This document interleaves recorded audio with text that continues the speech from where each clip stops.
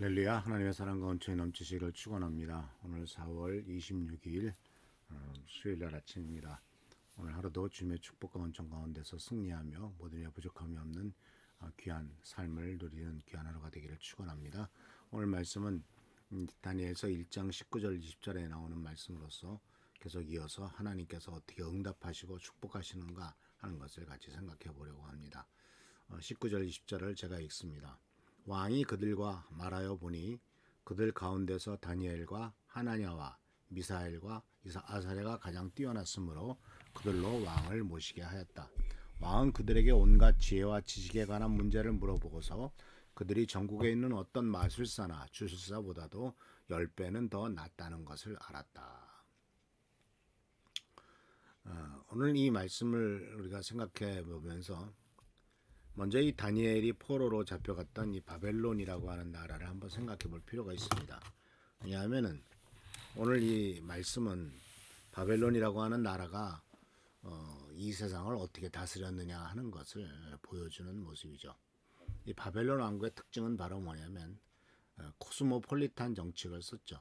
이 코스모폴리탄이라고 하는 것은 바로 뭐냐면 순혈주의와는 다르죠. 순혈주의라고 하는 것은 자기 민족만, 자기 부족만, 자기 가족만 생각해서 그것을 다른 사람들과 나누지 않겠다라고 하는 것이 순혈주의죠. 대표적으로 순혈주의만을 고집했던 나라가 제정 러시아입니다. 소련이 되기 전에 러시아 그 황제가 짜르라고 하는 황제가 다스리고 있었던 러시아 제국이었는데요. 이 러시아 제국의 많은 남자들에게 공통적으로 걸리는 병이 혈우병이었습니다. 혈우병에 걸리는 이유가 바로 뭐냐면 계속해서 친족 결혼을 했기 때문이죠. 가까운 가족들끼리가 사촌끼리 팔촌끼리 계속 결혼을 하는 이유는 바로 뭐냐면 자기네들 말고는 다른 사람들에게 그 황제의 권력을 나눌 수 없다라는 생각을 해서 친족들끼리 결혼했고, 이것을 바로 순혈주의라고 말을 하죠. 오직 우리 민족만, 우리 족속만 생각하는 것도 역시 순혈주의라고 볼 수가 있는데, 여기와 다르게 이 바벨로니아라는 나라는 오늘 말씀에 나오는 것처럼 모든 정복국가에서 자기가 정복한 나라에서 인재들을 모아들였습니다. 특히 젊은 애들을, 어린애들을, 10대 소년들을 모아들여 가지고 그들을 훈련시키고 교육시켜서 앞으로 나라의 미래를 위해서 쓰였던 이와 같은 것들을 보게 되는데, 근데 그들이 이제 외국에서 온 자기네가 이제 정복한 나라에서 온 피정복자라 할지라도 오직 그들을 실력으로만 뽑았죠.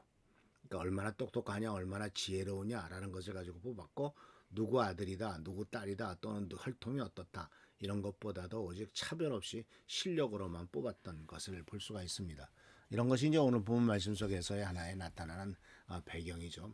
그만큼 전 세계에서 아주 탁월한 인재들이 몰려들었고, 찰강한 인재들, 물론 뺏어온 거죠. 몰려드는 것이 아니라 그들을 이제 납치해 왔지만, 그러나 그들을 통해서 또 나라를 키우려고 했던 이와 같은 또 다른 어떤 면이 있는 것을 보게 됩니다.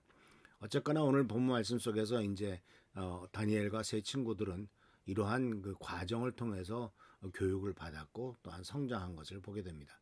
그런데 우리가 알다시피 이 세 친구들은 왕의 음식과 또는 포도주 이런 것으로 자기들의 몸을 더럽히지 않겠다는 결단을 하고 결국 그것을 관찰해내지 않습니까? 관찰한 결과 그냥 그들은 그렇게 믿음을 지켰다라고 이렇게 끝났으면 안타까운 일이겠지만, 그러나 그 뒤에 나오는 결과는 바로 뭐냐면 그들이 얼마나 더 탁월하고 똑똑했느냐 하는 것을 우리들에게 가르쳐주고 있는 것을 보게 됩니다.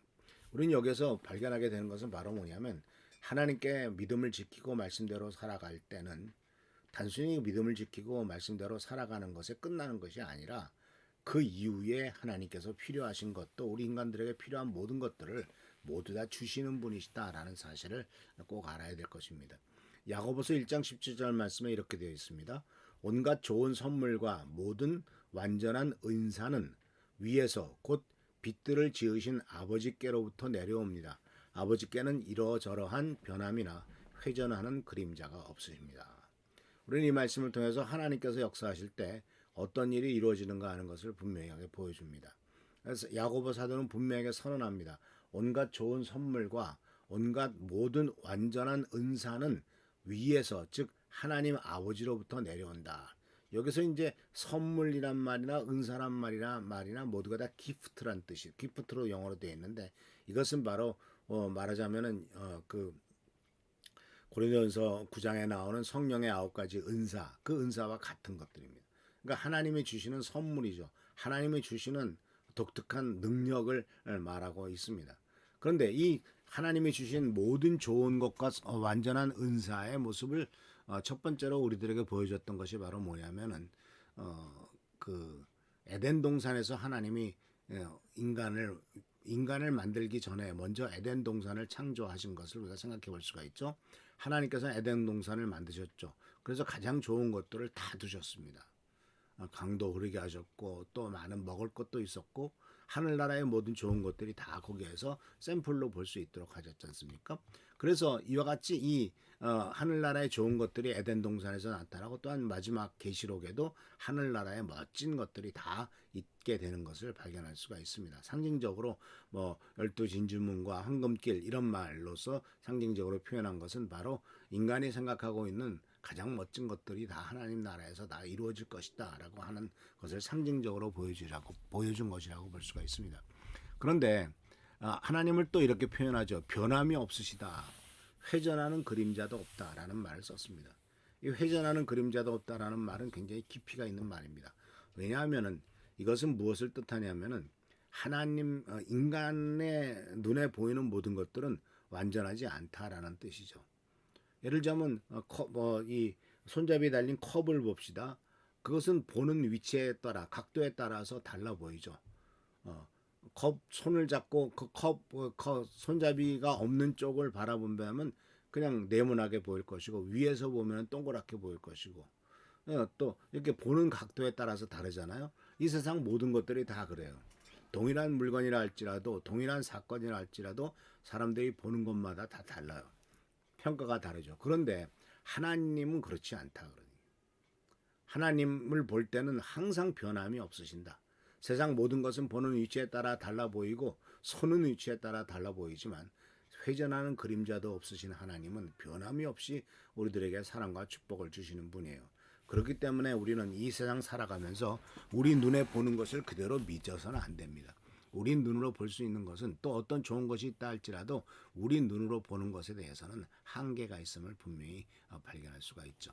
근데 하나님께서는 이 다니엘과 세 친구들에게 아주 탁월함을 주셨습니다. 믿음을 지켰을 때 가장 좋은 것을 주셨습니다. 바로 10배나 나은 지식과 지혜를 주셨고 가장 뛰어난 1등이 되도록 하셨습니다. 지혜와 지식에 관한 문제죠. 그러니까 우리는 하나님께 믿음을 지켰을 때 단순히 그들이 믿음을 지키는 것으로서 하나님의 영광을 돌렸다는 수준으로 역사하는 것, 그것으로 끝나는 것이 아니라 하나님께서는 그 믿음을 지키고 성장한 이 다니엘과 그 세 친구들을 왕을 모시는 자리에 서게 함으로써 성공과 지위, 경제적인 면 모든 면에서 바로 탁월한 존재로서 만들었고 이것은 바로 그 나라에 큰 영향력을 끼치게 되었다 하는 것을 상징적으로 보여주는 것이죠.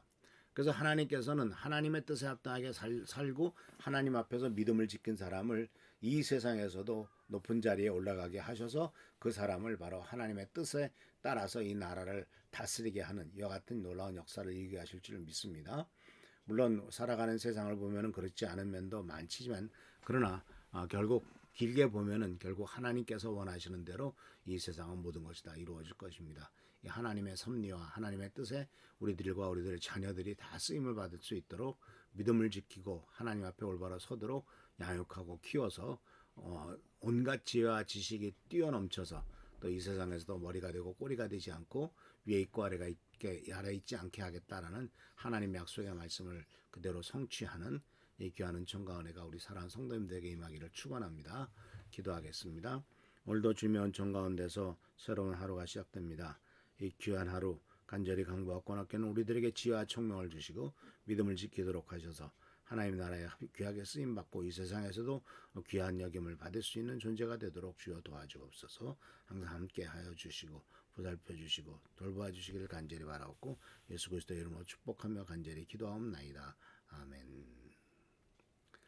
오늘도 하나님의 은총과 은혜가 넘치시기를 축원합니다. 교회와 나라 민족을 위해서 또 성도들을 위해서 계속 기도하시고 이제 월요일 날 미국으로 출발해서 그 사역을 하고 계신 사모님을 위해서 아마 그 목요일 날부터 이제 어머니 학교가 시작될 텐데 이 모든 것들이 잘 이루어지도록 위해서 기도해 주시기를 부탁드립니다. 할렐루야 축복합니다.